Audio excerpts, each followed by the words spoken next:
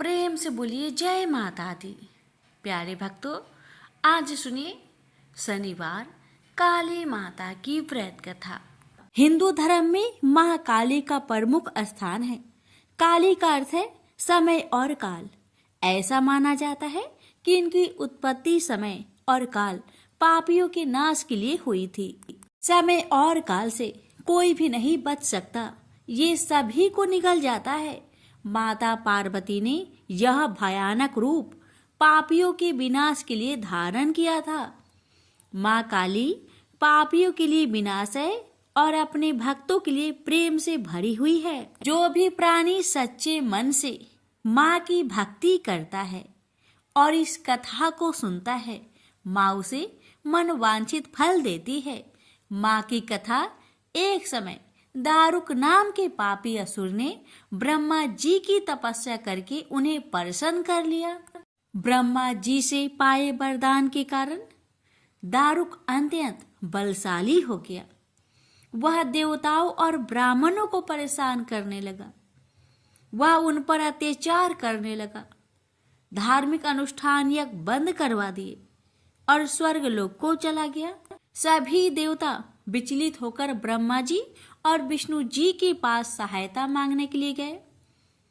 ब्रह्मा जी ने बताया कि दारुक का नाश सिर्फ स्त्री के हाथ से हो सकता है। सभी बड़े देवता भी उससे युद्ध में हार चुके थे। अंत में यह निश्चय किया गया कि दारुक का वध भगवान शिव की पत्नी माता पार्वती करेगी।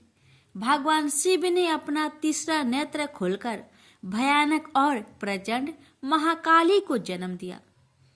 उनका शरीर काले रंग का था और माँ काली के माथे पर तीसरा नेत्र और चंद्र रेखा थी। उनके हाथों में त्रिशूल और कई प्रकार के अस्त्र शस्त्र थे। महाकाली के प्रचंड रूप को देखकर सभी देवता थर थर कांपने लगे और वहां से भागने लगे। युद्ध में दारुक महाकाली से पराजित हुआ और इस तरह उस दुष्ट का अंत हुआ। महाकाली के भयानक रूप से चारों तरफ अग्नि की भयानक लपटें उत्पन्न हो गई। महाकाली के क्रोध को सिर्फ भगवान शिव ही रोक सकते थे, इसलिए उन्होंने एक बालक का अवतार लिया। भगवान शिव शमशान पहुंचे और वहां बालक के रूप में लेटकर रोने लगे। छोटे बालक को देखकर महाकाली का क्रोध शांत हो गया। उनके हृदय में ममता भावना जागृत हो गई। उन्होंने शिव रूपी उस छोटे बालक को उठा लिया और अपने स्तनों से दूध पिलाने लगी। इस प्रकार से शिव जी ने उनके क्रोध को पी लिया। इस प्रकार महाकाली का भयानक और प्रचंड क्रोध शांत हुआ। उसके बाद महाकाली मूर्छित हो गई। उन्हें होश में लाने के लिए भगवान शिव ने तांडव नृत्य किया। होश में आने पर वह पुनः माता पार्वती के रूप में आ चुकी थी। माता पार्वती भगवान शिव का नृत्य देखकर नृत्य करने लगी, जिसके कारण उन्हें योगिनी के नाम से भी पुकारा जाता है। और इसके अलावा महाकाली ने महिषासुर, चंडमुंड, रक्तबीज, शुभ निशुंभ जैसे राक्षसों का वध किया। 10 महाविद्याओं में से महाकाली प्रथम महाविद्या है। प्रेम से बोलिए महाकाली जी की जय। एक बार दैत्यों की शक्ति बहुत अधिक बढ़ गई। उन्होंने देवराज इंद्र का सिंहासन छीनकर सभी देवताओं को स्वर्ग से निकाल वहां अधिकार कर लिया। इन दैत्यों के राजा शुभ और निशुभ नामक 2 भाई थे। महिषासुर, रक्तबीज, चंडमुंड व धूम्रलोचन जैसे दर्जनों सेना नायक और करोड़ों दैत्य की सुसज्जित सेना उनके पास थी। पराजित देवताओं द्वारा प्रार्थना किए जाने पर आदिशक्ति भगवती भवानी ने दुर्गा के रूप में अवतरित होकर उन दैत्यों का संहार किया था। इस युद्ध के मध्य ही देवी दुर्गा ने अपनी सहायता के लिए अपने ललाट से एक अत्यंत शक्तिशाली और विकराल देवी को प्रकट किया। काली, कलिका, चामुंडा, महाकाली आदि इसी देवी के अनंत नामों में से कुछ नाम हैं। मातेश्वरी दुर्गा के अवतार धारण और उनके द्वारा शुभ निशुभ की संपूर्ण सेना के विनाश की कथा काफी लंबी है। जब भगवती भवानी दुर्गा ने शुभ निशुंभ के सेनापति धूम्रलोचन को सेना सहित यमपुरी पहुंचा दिया तो दैत्यराज शुभ ने चंड मुंड को आदेश दिया कि वो देवी को पकड़कर उसके पास लाए। आज्ञा पाते ही दैत्यों ने जगदम्बा दुर्गा को चारों ओर से घेर लिया और उन्हें पकड़ने मारने की चेष्टा करने लगे। यह देख देवी को बहुत क्रोध आया। क्रोध के कारण उनका मुखमंडल काला पड़ गया, भवें वक्र हो उठी। उसी समय उनकी भौवें के मध्यवर्ती भाग और ललाट से विकराल मुख वाली काली नामक देवी प्रकट हुई। अत्यंत भयंकर और शक्तिशाली होने के बावजूद काली मां का शरीर अत्यंत कृशकाय था। उनके शरीर में नाम मात्र का मांस था, केवल अस्थि पंजर नजर आता था, जिससे वे अत्यंत भयावह दिखाई पड़ रही थी। काली, कालिका, महाकाली, चामुंडा और चामुंडा आदि नामों से विख्यात 4 भुजा वाली यह देवी अपने हाथों में तलवार, पास और विचित्र खड्ग धारण किए हुए थी। वह चीते की चमड़े की साड़ी पहने नर मुंडों की माला से अलंकृत थी। भवानी दुर्गा के मस्तक से प्रकट होने के बावजूद काली मां का स्वरूप अत्यंत विकराल था। वे काफी लंबी पतली थी और किसी भी वाहन पर सवार नहीं थी। उनका मुखमंडल बहुत अधिक बड़ा था। उनकी लंबी जीभ काफी बाहर तक निकली हुई थी। उनकी आंखें अंगारों की तरह दहक रही थी और अपनी भीषण गर्जना से पृथ्वी आकाश को कपा रही थी। अपनी घोर गर्जना से सभी दिशाओं को गुजाते हुए मातेश्वरी काली बड़े वेग से दैत्यों की सेना पर टूट पड़ी और उनका भक्षण करने लगी। वे पार्श रक्षकों, अंकुशधारी, महावतों, योद्धाओं तथा अनेक हाथियों को एक ही हाथ में पकड़कर अपने मुख का ग्रास बना रही थी। किसी को बालों से पकड़ लेती, किसी का गला दबोच लेती, किसी को पैरों से कुचल डालती और किसी को छाती के धक्के से गिराकर मार देती। वे असुरों के फेंके हुए बड़े बड़े अस्त्र शस्त्र मुंह से पकड़ लेती और रोष में भरकर उनको दांतों से चकनाचूर कर डालती। काली द्वारा अनेक दैत्य तलवार के घाट उतर गए, अनेक खटवांग से पीटे गए और कितने ही असुर दांतों के अग्रभाग से कुचले जाकर मृत्यु को प्राप्त हुए। इस प्रकार देवी ने असुरों की उस समस्त सेना को क्षण भर में ही धराशायी कर दिया। अपनी सेना का विनाश होते देख चंड काली देवी की ओर दौड़ा। महादैत्य मुंड ने भी अत्यंत भयंकर बाणों की बौछार तथा हजारों चक्र एवं अन्य शस्त्रों से भयानक नेत्रों वाली देवी को आवृत कर दिया। वे चक्र देवी के मुख में समाते हुए ऐसे जान पड़ रहे थे मानो सूर्य के बहुतेरे मंडल बादलों के उदर में प्रवेश कर रहे हो। मातेश्वरी काली दैत्य सेनापति मुंड द्वारा चलाए गए अस्त्र शस्त्रों का भक्षण करते और अनेक राक्षसों को अपने शस्त्रों में समाप्त करते हुए विकट अट्टहास करती जा रही थी। इसी समय भगवती काली ने दूसरे दैत्य सेनापति चंड को अपनी ओर आते देखा। क्रोध में भरकर काली माई ने चंड पर आक्रमण कर दिया। एक हाथ से उसके केस पकड़कर दूसरे हाथ से उसकी गर्दन काट उसे यमलोक पहुंचा दिया। अपने भाई चंड को देवी के हाथों मरता देख मुंड अनेक भयावह दैत्यों के साथ मातेश्वरी काली की ओर दौड़ पड़ा। तब देवी ने रोष में उसे तलवार से मारकर धरती पर सुला दिया। महापराक्रमी चंड और मुंड के मरते ही शेष सेना आतंकित होकर भाग गई। उसी समय काली ने चंड और मुंड के मस्तक हाथ में लेकर जगदम्बा दुर्गा के पास जाकर प्रचंड अट्टहास करते हुए कहा, देवी, मैं चंड मुंड नामक इन दो भयानक असुरों के मस्तक आपको भेंट करने के लिए लाई हूँ। इस पर कल्याणमयी दुर्गा ने काली से मधुर वाणी में कहा, देवी, तुम चंड और मुंड को मारकर मेरे पास आई हो, इसलिए संसार में तुम्हारा एक नाम चामुंडा भी होगा। मातेश्वरी काली द्वारा चंड मुंड और अनेक सैनिकों के मारे जाने पर दैत्यराज शुंभ स्वयं अपने सभी सेनापतियों सहित युद्ध के लिए वहां आ गया।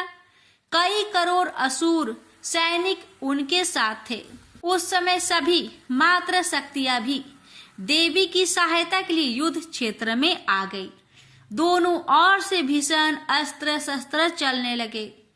इस समय मातेश्वरी काली सभी मात्र शक्तियों से आगे रहकर रणभूमि में विचरने लगी। अपने खटवांग, त्रिशूल एवं अन्य अस्त्र शस्त्रों से वे असंख्य दैत्यों को काल के गाल में पहुंचा रही थी।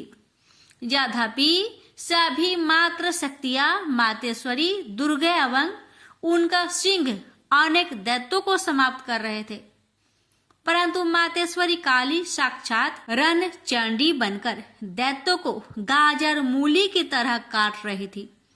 मातेश्वरी काली इस समय इतने क्रोध में भरी हुई थी कि वे दैत्यों को अस्त्र शस्त्रों से मारने के साथ ही उनका भक्षण भी करती जा रही थी। अत्यंत भयंकर और विकराल रूप था इस समय मातेश्वरी काली का। अनेक राक्षस तो आपके इस रूप को देखकर तथा उनके द्वारा लगाए जा रहे अट्टहासों की भीषण आवाज सुनकर ही यमलोक सिधार गए।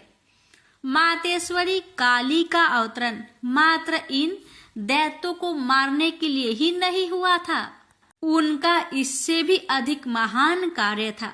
दैत्य सेनापति रक्त बीज के वध में भगवती दुर्गा की सहायता करना। उस प्रचंड दैत्य रक्त बीज को एक अद्भुत वरदान प्राप्त था। जहां भी उसके रक्त की एक बूंद गिरती थी, वहीं तत्काल उतना ही शक्तिशाली एक असुर उत्पन्न हो जाता था। मातेश्वरी काली, भगवती दुर्गा और अन्य मात्र शक्तियों के हाथों दैत्यों को मरते एवं घायल होते देख महादैत्य रक्त बीज ने मातेश्वरी पर हमला कर दिया। वह अपनी गदा से सभी मात्र शक्तियों पर एक साथ प्रहार करने लगा। जब मात्र शक्तियों ने उस पर प्रहार किए तो उसके शरीर का रक्त जहां जहां गिरता वहां वहां उसके समान ही एक अन्य बलशाली दैत्य पैदा हो जाता।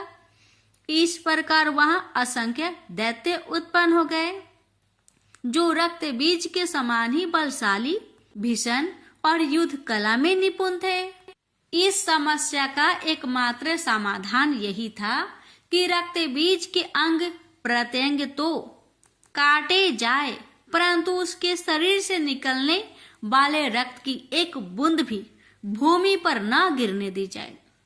इस प्रयोजन की पूर्ति के लिए भगवती भवानी दुर्गा ने काली को चामुंडा नाम से संबोधित करते हुए कहा, चामुंडे, तुम अपने मुख को अधिक विस्तृत करो तथा मेरे शस्त्र पात से गिरने वाले रक्त बिंदु एवं उनसे उत्पन्न होने वाले महादैत्य को अपने इस भयानक मुख से खा जाओ। इस प्रकार रक्त से उत्पन्न होने वाले महादैत्यों का भक्षण करती हुई तुम रण में विचरती रहो। ऐसा करने से उस दैत्य का सारा रक्त खत्म हो जाने पर वह स्वयं भी नष्ट हो जाएगा। जब तुम उन भयंकर दैत्यों को खा जाओगी तो दूसरे दैत्य नहीं उत्पन्न हो सकते। मातेश्वरी दुर्गा की यह बात सुनकर भगवती काली ने अपना आकार बहुत बड़ा कर लिया। इस प्रकार उन्होंने रक्त बीज के, रुधिर के पान और दैत्यों के भक्षण हेतु महाकाली का विकराल रूप धारण कर लिया।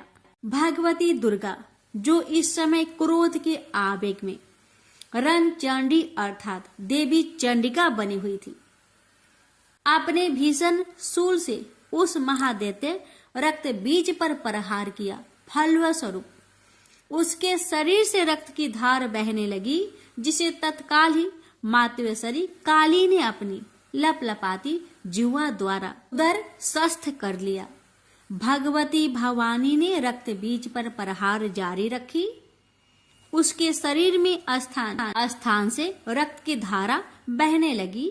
रक्त बीज महाबलशाली और भयंकर दैत्य था, अतः उसके शरीर से बहुत अधिक रक्त बह रहा था।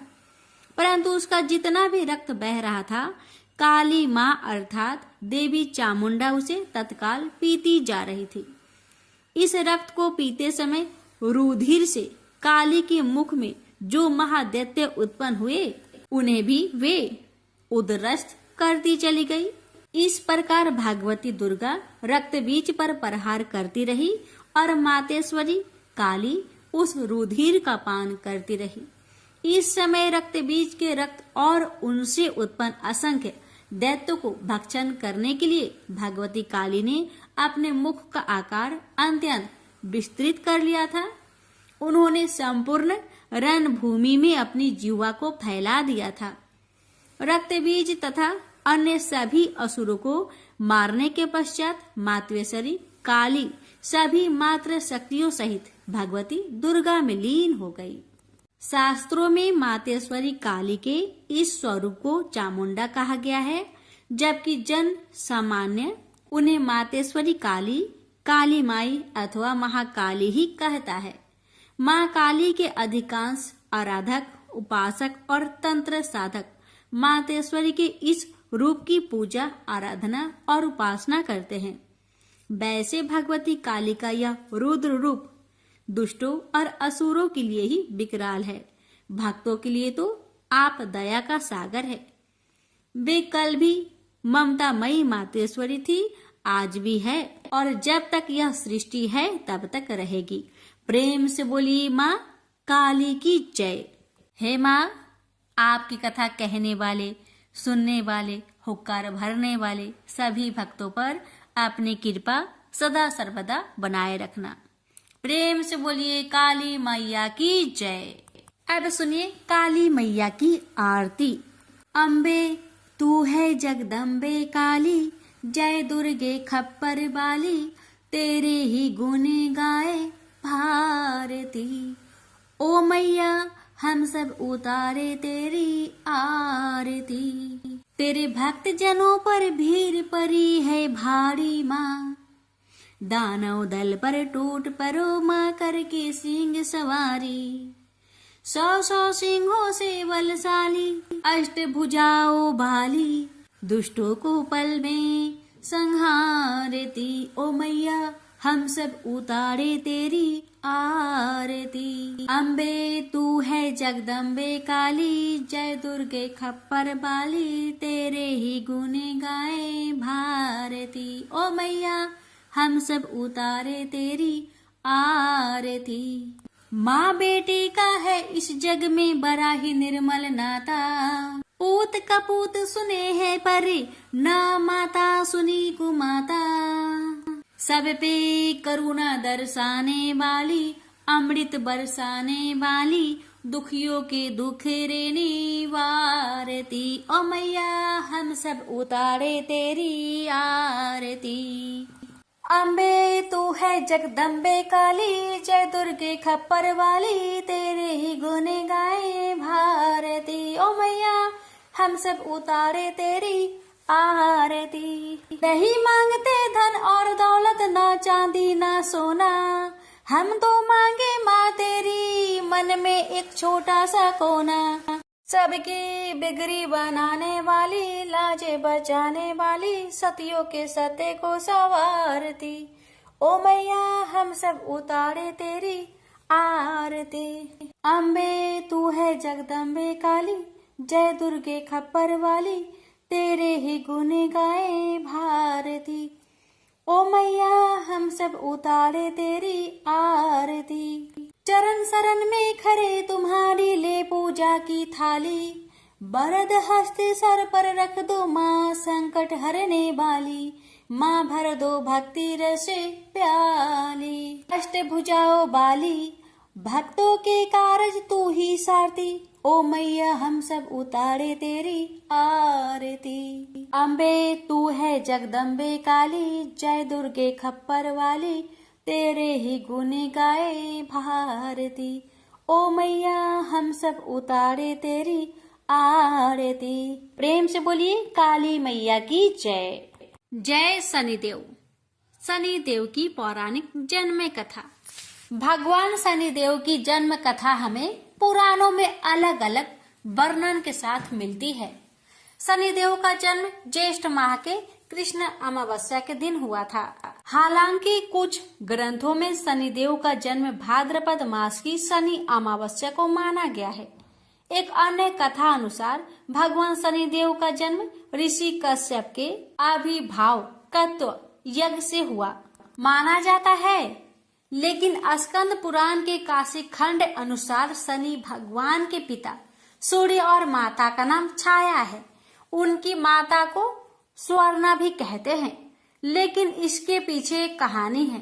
राजा दक्ष की कन्या संज्ञा का विवाह सूर्य देव के साथ हुआ। संज्ञा सूर्य देव के तेज से परेशान रहती थी, तो वह सूर्य देव की अग्नि को कम करने का सोचने लगी। दिन बीतते गए और संज्ञा ने वैवस्वत, मनु, यमराज और यमुना नामक तीनों संतानों को जन्म दिया। फिर संज्ञा ने निर्णय लिया कि वे तपस्या कर सूर्य देव के तेज को किसी भी तरह से कम करेगी।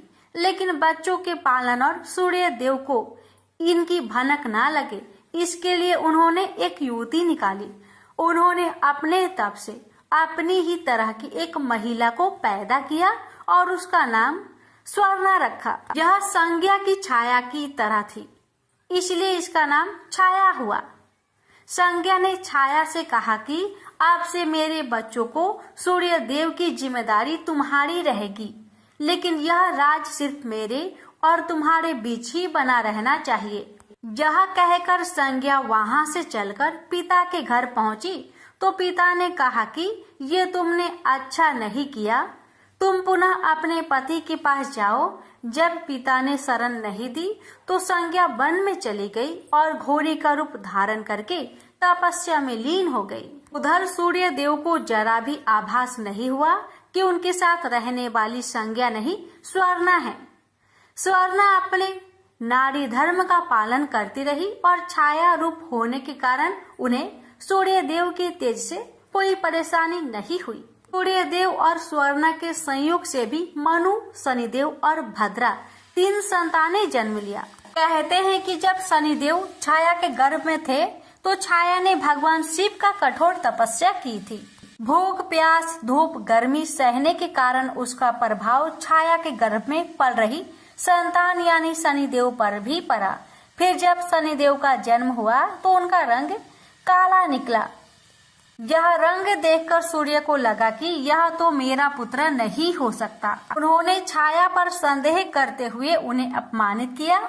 माँ के तप की शक्ति शनिदेव में भी आ गई।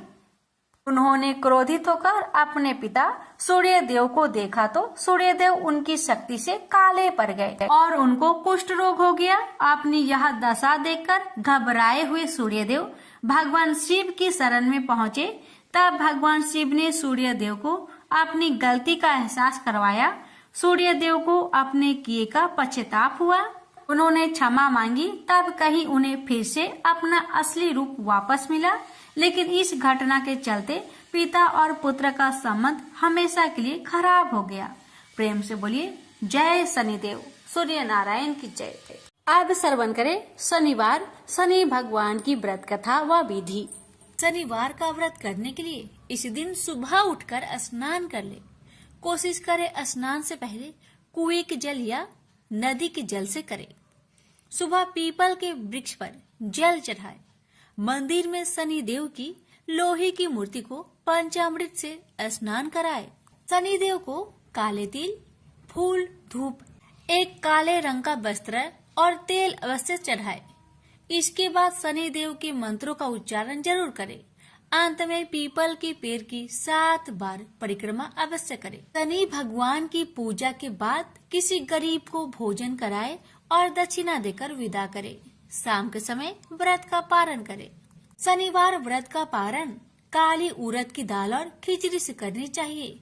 इसी तरह ये व्रत 7 शनिवार तक करे। इसी तरह से आप कुल 7 शनिवार तक शनि देव की आराधना करें। 7 शनिवार व्रत रखे और पूजा अर्चना करे। शनि देव आपके सभी दुख हर लेंगे। शनि देव को प्रसन्न करने के लिए लोग शनि देव की उपासना करते हैं और पूरे विधि विधान से पूजा पाठ करते हैं।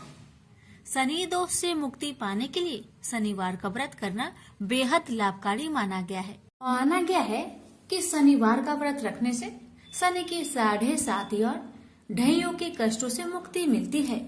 इसलिए प्यारे भक्तगणों, अगर आप शनिवार का व्रत करते हैं तो कथा को अनिवार्य रूप से पूरा अवश्य सुनेगा। आप पर शनि महाराज की कृपा अवश्य होगी। प्रेम से बोलिए शनि महाराज की जय। हे शनि महाराज, मैं आपकी व्रत कथा को आपके भक्तों को सुना रही हूँ। अगर हमसे कोई गलती हो हमें क्षमा करना और अपनी सभी भक्तों की सभी मनोकामना को पूर्ण करना। प्रेम से बोलिए शनि महाराज की जय। एक समय स्वर्ग लोक में सबसे बड़ा कौन, ये प्रश्नों को लेकर नव ग्रहों में वाद विवाद हो गया। विवाद इतना बढ़ा कि परस्पर भयंकर युद्ध की स्थिति बन गई। निर्णय के लिए सभी देवता देवराज इंद्र के पास पहुंचे और बोले, हे देवराज, आपको निर्णय करना होगा कि हम में से सबसे बड़ा कौन है। देवताओं का प्रश्न सुनकर देवराज इंद्र उलझन में पड़ गए। इंद्र बोले, मैं इस प्रश्न का उत्तर देने में असमर्थ हूँ। हम सभी पृथ्वी लोक में उज्जैनी नगरी में राजा विक्रमादित्य के पास चलते हैं। देवराज इंद्र सहित सभी ग्रह यानी कि सभी देवता उज्जैनी नगरी पहुँचे। महल में पहुंचकर जब देवताओं ने उनसे अपना प्रश्न पूछा तो राजा विक्रमादित्य भी कुछ देर के लिए परेशान हो उठे, क्योंकि सभी देवता अपनी अपनी शक्तियों के कारण महान थे। किसी को भी छोटा बताना या बड़ा कह देना उनके क्रोध के प्रकोप से भयंकर हानि पहुंच सकती थी। अचानक राजा विक्रमादित्य को एक उपाय सूझा और उन्होंने विभिन्न धातुओं जैसे स्वर्ण, रजत, कांसा, ताम्र, शीशा, रांगा, जस्ता, अब्रक व लोहे के 9 आसन बनवाए। धातुओं के गुण के अनुसार सभी आसनों को एक दूसरे के पीछे रखकर उन्होंने देवताओं को अपने अपने सिंहासन पर बैठने को कहा। देवताओं के बैठने के बाद राजा विक्रमादित्य ने कहा, आपका निर्णय तो स्वयं हो गया। जो सबसे पहले सिंहासन पर विराजमान है वही सबसे बड़ा है। राजा विक्रमादित्य के निर्णय को सुनकर शनि देवता ने सबसे पीछे आसन पर बैठने के कारण अपने को छोटा जानकर क्रोधित होकर कहने लगे, राजा विक्रमादित्य, तुमने मुझे सबसे पीछे बैठाकर मेरा अपमान किया है। तुम मेरी शक्तियों से परिचित नहीं हो। मैं तुम्हारा सर्वनाश कर दूंगा। शनि ने कहा, सूर्य एक राशि पर 1 महीने, चंद्रमा 2.25 दिन, मंगल 1.5 महीने, बुध और शुक्र 1 महीने, बृहस्पति 13 महीने रहते हैं। लेकिन मैं किसी राशि पर 7.5 वर्ष तक रहता हूँ। बड़े बड़े देवताओं को मैंने अपने प्रकोप से पीड़ित किया है। राम को 7.5 के कारण ही वन में जाकर रहना पड़ा और रावण को 7.5 के कारण ही युद्ध में मृत्यु का शिकार बनना पड़ा। राजा, अब तू भी मेरे प्रकोप से नहीं बच सकता। इसके बाद अन्य ग्रहों के देवता तो प्रसन्नता के साथ चले गए, परंतु शनि भगवान बड़े क्रोध के साथ वहां से विदा हुए। राजा विक्रमादित्य पहले की तरह ही न्याय करते रहे। उनके राज्य में सभी स्त्री पुरुष बहुत आनंद से जीवन यापन कर रहे थे। कुछ दिन ऐसे ही बीत गए। उधर शनि देवता अपने अपमान को भूल नहीं पाए थे। विक्रमादित्य से बदला लेने के लिए एक दिन शनि भगवान ने घोड़े के व्यापारी का रूप धारण किया और बहुत से घोड़ों के साथ उज्जैनी नगरी पहुंचे। राजा विक्रमादित्य ने राज्य में किसी घोड़े के व्यापारी की आने का समाचार सुना तो अपने अश्वपाल को कुछ घोड़े खरीदने के लिए भेजा। घोड़े बहुत कीमती थे। अश्वपाल ने जब वापस लौटकर इस संबंध में बताया तो राजा विक्रमादित्य ने स्वयं आकर एक सुंदर व शक्तिशाली घोड़े को पसंद किया। घोड़े की चाल देखने के लिए राजा उस घोड़े पर सवार हुए तो वह घोड़ा बिजली की गति से दौड़ पड़ा। तेजी से दौड़ता घोड़ा राजा को दूर एक जंगल में ले गया और फिर राजा को वहां गिराकर जंगल में कहीं गायब हो गया। राजा अपने नगर को लौटने के लिए जंगल में भटकने लगा, लेकिन उन्हें लौटने का कोई रास्ता नहीं मिला। राजा को भूख प्यास लगाई। बहुत घूमने पर उसे एक चरवाहा मिला। राजा ने उससे पानी मांगा। पानी पीकर राजा ने उस चरवाहे को अपनी अंगूठी दे दी। फिर उससे रास्ता पूछकर वह जंगल से निकलकर पास के नगर में पहुंचा। राजा ने एक सेठ की दुकान पर बैठकर कुछ देर आराम किया। उस सेठ ने राजा से बातचीत की तो राजा ने उसे बताया कि मैं उज्जैनी नगरी से आया हूँ। राजा के कुछ देर दुकान पर बैठने से सेठ जी की बहुत बिक्री हुई। सेठ ने राजा को बहुत भाग्यवान समझा और खुश होकर उसे अपने घर भोजन के लिए ले गया। सेठ के घर में सोने का एक हार खूंटी पर लटका हुआ था। राजा को उस कमरे में छोड़कर सेठ कुछ देर के लिए बाहर गया। तभी एक आश्चर्यजनक घटना घटी। राजा को देखते ही देखते सोने के उस हार को खूंटी ने निकल गई। सेठ ने कमरे में लौटकर हार को गायब देखा तो चोरी का संदेह राजा पर किया, क्योंकि उस कमरे में राजा ही अकेले बैठा था। सेठ ने अपने नौकरों से कहा कि इस परदेसी को रस्सियों से बांधकर नगर के राजा के पास ले चलो। राजा ने विक्रमादित्य से हार के बारे में पूछा तो उन्होंने बताया कि मेरे आंखों के ही सामने खूंटी ने उस हार को निगल लिया था। विक्रमादित्य की बात को सुनकर राजा बहुत क्रोध से भर गए। उन्हें लगा विक्रमादित्य झूठ कह रहे हैं, इसलिए राजा ने क्रोधित होकर चोरी करने के अपराध में विक्रमादित्य के हाथ पांव काटने की आदेश दे दिया। राजा विक्रमादित्य के हाथ पांव काटकर उसे नगर के सड़क पर छोड़ दिया गया। कुछ दिन बाद एक तेली उसे उठाकर अपने घर ले गया और उसे अपने कोल्हू पर बैठा दिया। राजा आवाज देकर बैलों को हाँकता रहता। इस तरह तेली का बैल चलता रहा और राजा को भोजन मिलता रहा।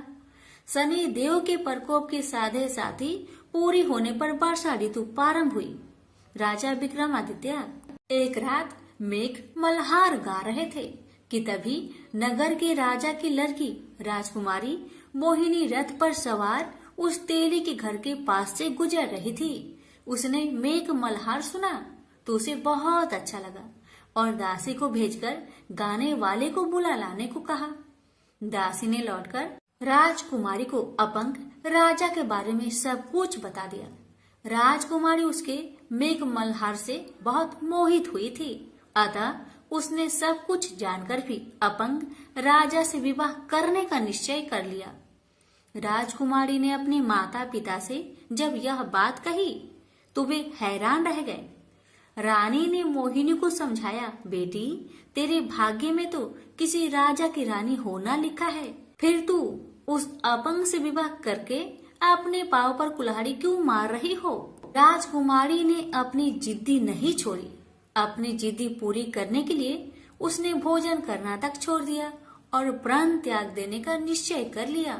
आखिर राजा रानी को विवश होकर अपंग विक्रमादित्य से राजकुमारी का विवाह करना पड़ा। विवाह के बाद राजा विक्रमादित्य और राजकुमारी तेली के घर रहने लगे। उसी रात सपने में शनि भगवान ने राजा से कहा, राजा तुमने मेरा प्रकोप देख लिया। मैंने तुम्हें अपने अपमान का दंड दिया है।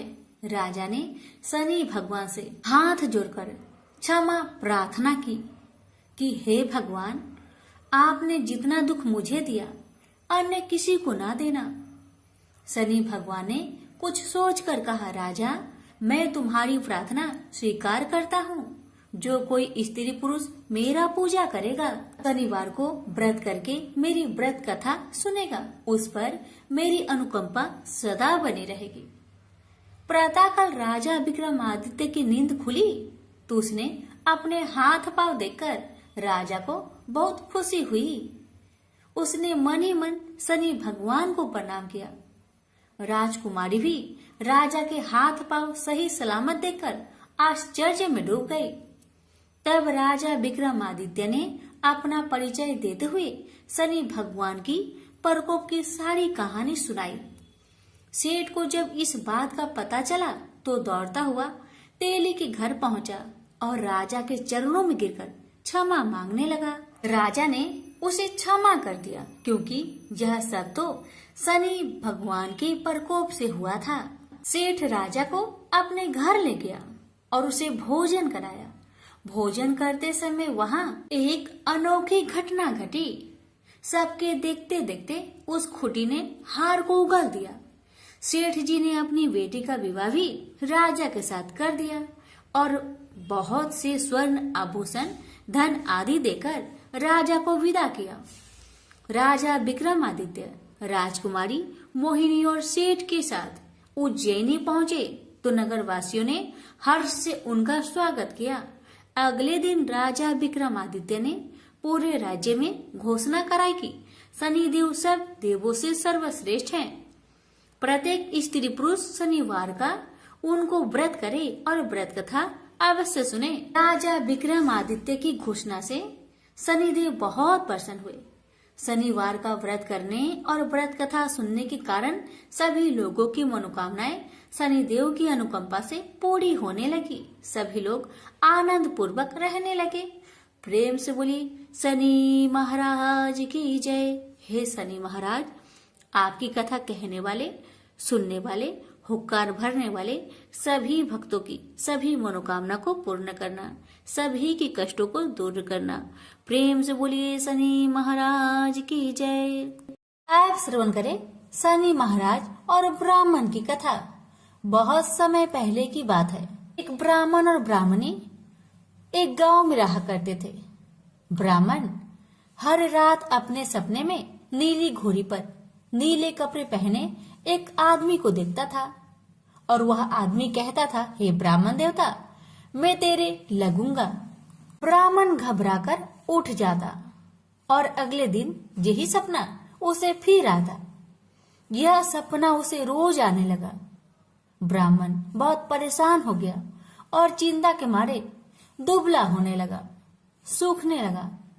तो एक दिन उसकी पत्नी ने उससे कारण पूछा, हे ब्राह्मण देवता, आपको मैं इतनी अच्छी अच्छी भोजन पकाकर देती हूँ, फिर भी क्या कारण है कि आप दुबले होते जा रहे हैं? ब्राह्मण ने अपनी सपने की सारी बात पत्नी को बताया। ब्राह्मणी बोली, मुझे लगता है अवश्य ही वो शनि महाराज होंगे। अब की बार जब वो आपको दिखे तो आप कह देना, लग जाओ, पर 1.25 पहर से ज्यादा मत लगना। उस दिन फिर सपना आने पर ब्राह्मण ने कहा, लग जाओ, पर कितने समय के लिए लगोगे? शनि जी बोले, 7.5 वर्ष का लगूंगा। ब्राह्मण ने कहा, क्षमा करे शनि भगवान, इतना भारी तो मुझसे झेला नहीं जाएगा। तब शनि भगवान बोले, तो 5 वर्ष का लग जाता हूँ। ब्राह्मण ने मना किया तो शनि जी कहने लगे, 1.25 पहर का तो लगूंगा ही, इतना तो कोढ़ी कलंकी भिखारी के भी लग जाता हूँ। तब ब्राह्मण ने कहा, ठीक है। ब्राह्मण को 1.25 पहर की शनि की दशा लग गई। ब्राह्मण ने दीन से जाकर ब्राह्मणी से कहा, मेरे 1.25 पहर शनि की दशा लग गई है, इसलिए मैं जंगल में जाकर यह समय वहीं पर बिताऊंगा। मेरे लिए खाने पीने का सामान एक पोटली में बांध दो, और हाँ, मेरे जाने के पीछे तुम किसी से झगड़ा मत करना।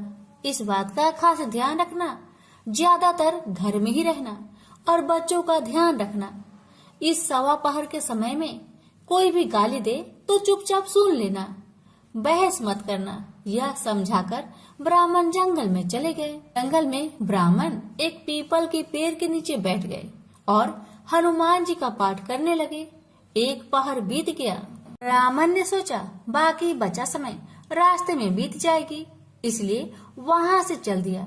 रास्ते में एक बाड़ी में मदिरे लगे थे। माली से एक मदिरा खरीदा, पोटली में बांधा और आगे को बढ़ा। आगे एक आदमी मिला जो असल में कोई और नहीं, भगवान शनि महाराज थे। ब्राह्मण से पूछा कि पोतली में क्या है? तब उसने कहा मदिरा है। तब शनि भगवान बोले दिखाओ। ब्राह्मण ने पोटली खोली, उसमें वह मदिरा राजकुमार का कटा हुआ खून से लथपथ सिर दिखाई दिया। तो शनि भगवान ब्राह्मण को राजा के पास ले गए और कहा कि इस ब्राह्मण ने राजकुमार की हत्या कर दी है, इसके पास पोटली में राजकुमार का सिर है। राजा ने कहा मैं यह नहीं देख सकता, इस ब्राह्मण को सूली पर चढ़ा दो। राजा के यहाँ हाहाकार मच गया।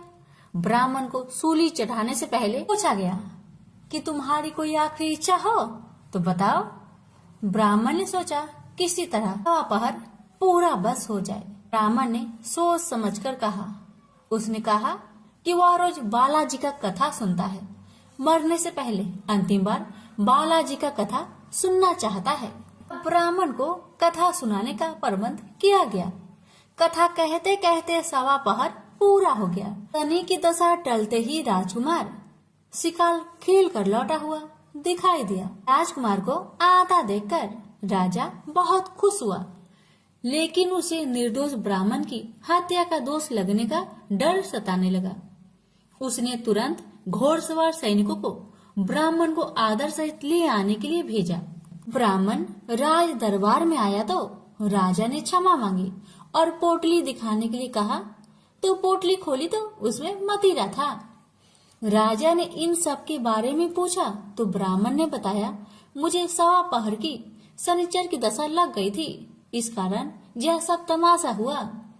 राजा ने पूछा यह दशा कैसे टलती है? ब्राह्मण बोला राजा या सेठ के लगे तो काला हाथी या काला घोड़ा दान करे, गरीब के लगे तो पीपल की पूजा करे और बोले साचा शनिचर कहिए जाके पाओ सदा ही पढ़िए। अरे भगवान की कहानी सुने, तिल का तेल और काला उड़द दान करे, काले कुत्ते को तेल से चुपर कर रोटी खिलाए तो शनिचर की दशा उतर जाती है। राजा ने उसे मदिरा वापस दे दिया। घर आकर ब्राह्मण ने मदिरा काटा तो उसमें बीज की जगह हीरे मोती निकले। ब्राह्मणी ने पूछा यह कहाँ से लाए हैं? आप तो कह रहे थे कि शनिचर की दशा लगी है। ब्राह्मण ने कहा जब दशा लगी थी तो यह मदिरा राजकुमार का सिर बन गया था। जब शनि की दशा उतरी तो शनि भगवान निहाल कर गए। हे शनि देवता, जैसे ब्राह्मण के शनि की दशा लगी वैसे किसी का ना लगना। बोलिए प्रेम से शनि महाराज की जय। जय जय श्री शनि देव भक्तन हितकारी, सूरज के पुत्र प्रभु छाया महातारी, सूरज के पुत्र प्रभु छाया महातारी। जय जय श्री शनिदेव, जय जय श्री शनिदेव। श्याम अंक वक्र दृष्टि चतुर्भुजाधारी, नीलांबर धारनाथ गज की आसवाड़ी। जय जय जय श्री शनिदेव, जय जय जय श्री शनिदेव। क्रीट मुकुट शीस रजित दीपक है लीलाड़ी, मुक्तन की माला गले शोभित बलिहारी। जय जय श्री शनिदेव, जय जय जय श्री शनिदेव। मोदक मिष्टान पान चढ़त है सुपारी, लोहा तिल तेल उड़द महिषी अति प्यारी, लोहा तिल तेल उड़द महिषी अति प्यारी। जय जय श्री शनिदेव, जय जय श्री शनिदेव। देव दनुज ऋषि मुनि सुमरिन नर नारी, विश्वनाथ धरत ध्यान शरण है तुम्हारी, विश्वनाथ धरत ध्यान शरण है तुम्हारी। जय जय श्री शनिदेव, जय जय श्री शनिदेव। प्रेम से बोलिए शनि भगवान की जय।